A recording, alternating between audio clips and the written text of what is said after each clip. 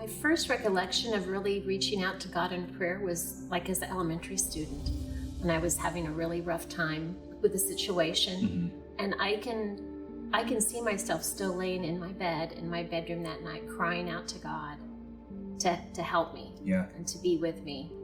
And I always consider that to be my first real dialogue with God. I'm really into prayer with our Sunday school class. I teach in the kindergarten Sunday school class here, and we've had a couple already in our little group of 6 or 7 just pipe up there and lift up their prayers and concerns. It's scary for kiddos. It's scary for adults. What am I saying? It's scary for everyone.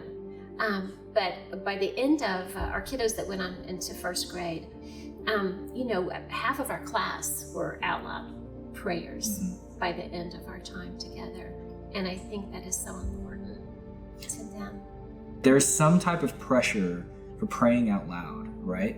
And yet it's important. I love hearing people pray. I do too. And I think it just gives me insight into how other people relate to God.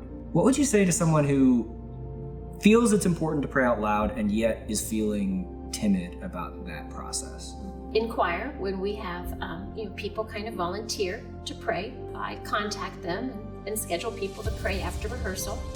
And these are people who are fabulous, dynamic people, and they will respond, I'm really getting nervous about my week that's coming up, and I'll be like, don't feel like you have to have some big elaborate thing that's going to impress people.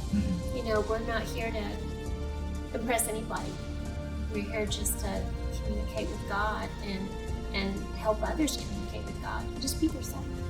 That's all that God wants from us. He just wants us to be ourselves and share what we have to share, whether it's through music or prayer, or whether it's silent or loud, whether it's through study or leadership. He just wants us to give what He's blessed us with. That's all the prayer is, just give